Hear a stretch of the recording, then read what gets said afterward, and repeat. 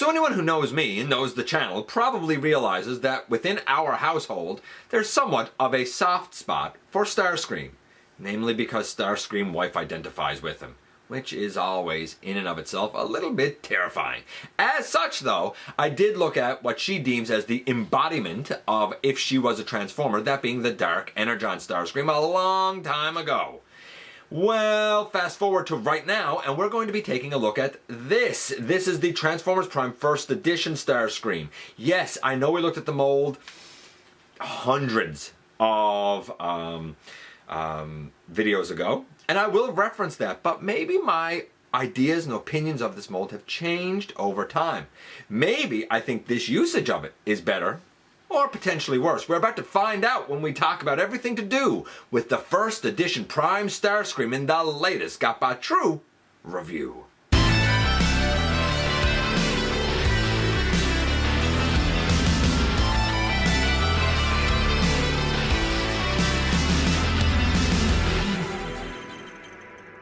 Hey one, hey all, welcome back to the channel. I'm your host, your most humble of hosts, Dennis Moulton, aka GotBot. As always, man, please like, comment, share, of course, subscribe, and while you're at it, light 'em up, baby.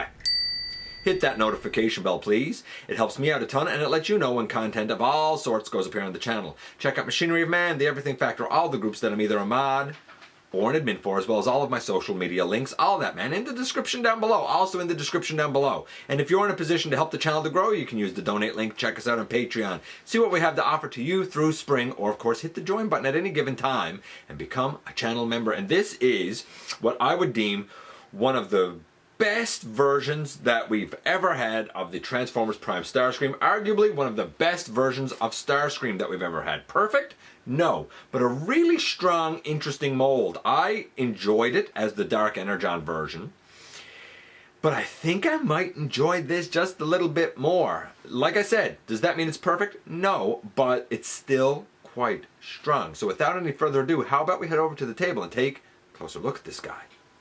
5 years ago, in August of 2017, in episode 299, we took a look at the Dark Energon Starscream, which was a Dark Energon usage of the first edition mold. That's a long time ago, and at the time I was somewhat harsh and somewhat critical, so I'm going to sort of revisit it with the regular colored version of the first edition Starscream here, and sort of see what my updated thoughts are. We'll kind of talk about this guy in comparison as we go. If you want to kind of go back and watch that original one, you can. This actually doesn't belong to me, it belongs to Starscream wife, who at the time wasn't even Starscream fiance, she was Starscream girlfriend, so it was a long time ago, and a lot has changed since then. But nevertheless, we'll see how well this mold has aged since then. I'll say this though, in terms of scores right away. The Dark Energon one got a 0 for look. I wanted to give it a 10 for me subjectively, personally, because I think it looks fabulous with the smoky black and the kind of pinkish purple. But in terms of animation accuracy to the show, come on, it wasn't. The articulation was quite good at the time, not perfect. I think I probably gave it an 8, maybe a 9. Actually, I think I wanted to give it like a 9.5, and I think because I had trouble standing this one up, I brought it down to like a 6 or a 7. And the transformation, I'm pretty sure I gave a 10 to, because it was, and probably ever will be, brilliant. We'll see how the actual, like proper colored version, we'll say, stacks up. So I'm just going to take this guy out of it for now. We'll probably see him a little bit later. Now then, we're going to do the transformation, but I mean, in plain mode, it looks pretty darn accurate. It looks pretty darn good compared to the animation. Is it perfect? Hard to say. I always find it difficult to assess the animation accuracy when we're talking about like CG images. I have the same problem with Beast Wars, and I have the same problem with Prime. But this looks pretty darn Starscreamish to me. Of course, under the wings we have the null rays. They are soft rubbery plastic once again. And I mean, to that end, right, they're soft rubbery plastic, right? So we're going to just take that off for now, and we're going to take that off for now.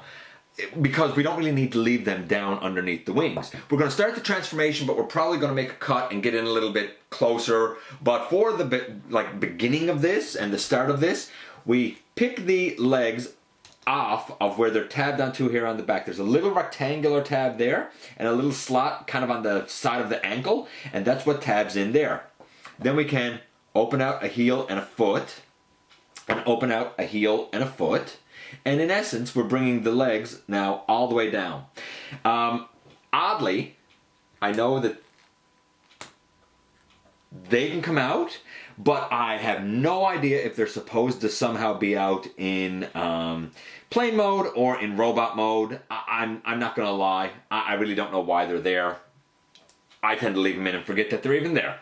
And again, I'm doing this, as you can tell, without instructions, so I might have something wrong, right?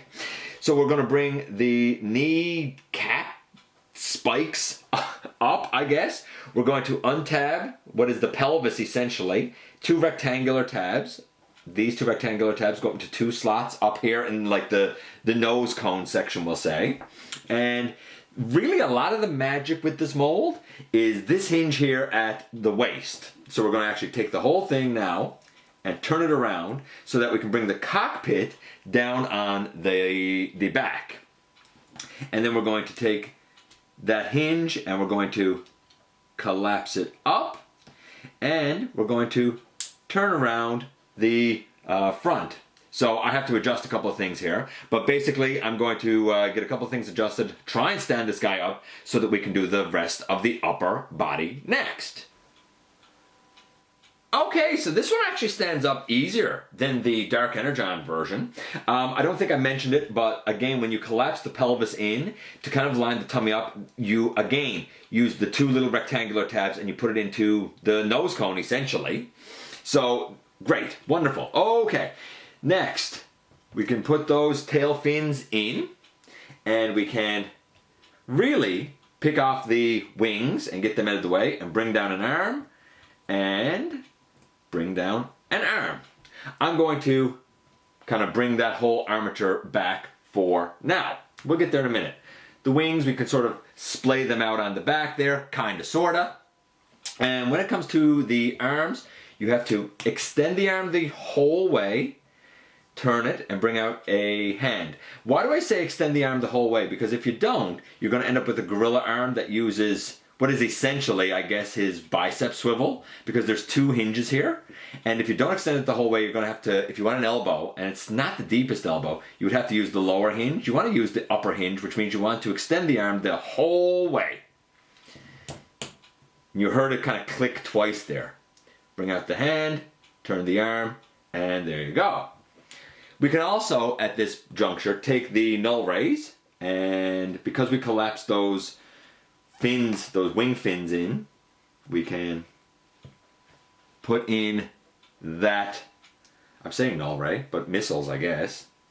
Maybe they're still called null rays, I can't remember. I'm going to put that one on. And now we just have to deal with the back. So for the back, we have the head that comes out, and of course that's going to slot in here, and then we need to deal with the back here. So to deal with the back, we're going to split the tail fin in half. We're going to turn this thruster around, and we're even going to bring this down, because in essence, once everything is collapsed, this is what the back will sort of kind of look like. We're going to take the head and make sure that it is slotted in as it should be. And then we're going to, once that's done, we're going to collapse this hinge. Should be able to collapse that down in the back. Hold on. Yeah, there we go. We collapse that down in the back and bring it all the way in and solidify it all in by giving it a good solid push. Make sure the head is faced forward. Straighten up the wings.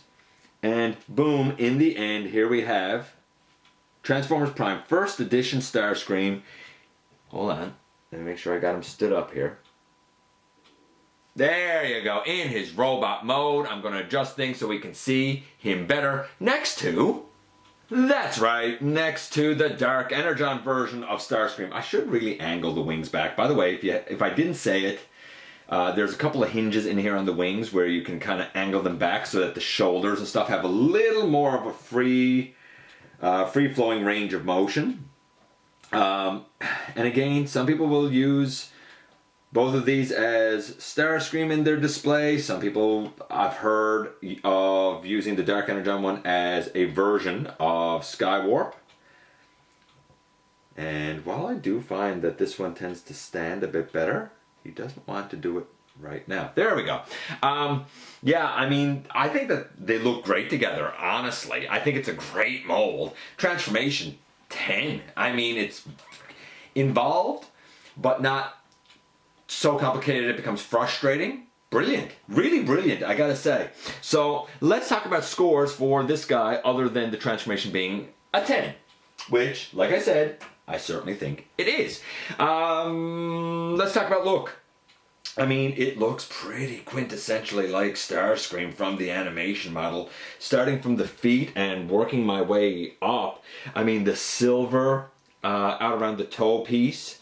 Kind of the, I'll call it bluish. On the lower leg, that's correct. The spike on the knee is correct. The red over here on the side for that fin is correct. The thighs probably should be all silver instead of that bit of blue, but maybe the bit of blue is accurate. In the torso, the red on the side of his tummy, the red here up on his chest, you know, the little spot right in the center of his chest, his head. I mean, I think there should be red on the center crest, so I guess that's missing. The arms are generally right. Arguably, up on the shoulder should be darker, and arguably, the missile should have red on it. The wings, they're generally right. Maybe the wing itself should be gray, and the little highlight should be this, like, darker color. It's pretty close.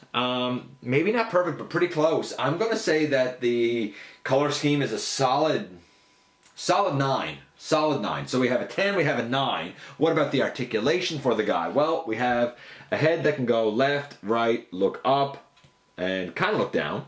The wings can go, like, they can get all the way out of the way. They can move around a fair bit. The shoulder goes all the way around, all the way out to the side. I guess we have, like, this kind of weird hinge that sort of really works as, like, a bicep swivel, I suppose. An elbow to 90 degrees. The wrist can go in, but that's it. We do have a waist, and it's a soft ratchet on the waist. Legs can go... I just popped that one off the ball joint, but that's my fault. Legs can go out that far. It'd be nice if they could go out a little bit further, but that's still a heck of a range. Kick all the way forward, kick all the way back, thigh swivel, 90-degree knee, and the heel and the toe can move forward and back. No ankle tilt. Ankle tilt would have helped because he does have such a slight foot that getting him to stand can be a bit of a pain. I mean, I think it's, again, I want to say 9.5. I think knocking it down to a 6 was harsh on my part, but not being able to stand easy is a bummer. It does hurt when we're trying to get him in dynamic poses, and honestly, the feet probably should have been considered a bit more considering the size of the backpack. It's not huge and egregious, but with very slight, small feet, it is a consideration. No doubt about it. I'm going to say, let's see, a 10, a 9. That would work out to a 9.5. I'm going to knock the articulation down to a 7.5. So overall, this guy is about an 8.5. I think it's kind of beautiful. And he fits right in like this. That's right. With other Transformers Prime Decepticons, this is sort of a hodgepodge mess of, like, first edition and regular deluxe, but I think they call robots in disguise. And, you know, Knockout and Dreadwing are Beast Hunters, and the Megatron is also Beast Hunters. It's the Sharkticon Megatron that I customized. But, like, nevertheless, the Starscream fits right in. I mean, I suppose it's arguable that he could be a little too big, but, you know, I'd rather too big than too small. He's a tall, lanky deluxe, which some might mistake because of height as a small Voyager. I kind of get that. And to kind of prove that point a little bit more, there he is next to the Prime Beast Hunters version of Starscream. I mean, it's a fine mold as well, but to say that I think it's as good or can hold a candle to the first edition, I don't think so, man. I think the first edition nailed the character, steals the cake, so to speak. 8.5. He is, was, and probably ever will be a tremendous version of Starscream from Transformers Prime. And here we are once again, and here he is, so not much to say. It looks like Starscream, though, to be fair, I think some of the grays, the light and dark grays, could have been laid out a little bit different. Nevertheless, looking at this, it pretty much screams Transformers Prime Starscream. And even in terms of, like on the wings, I feel like most of the wings should have been the light gray, and this little light gray piece down here should have been the dark gray.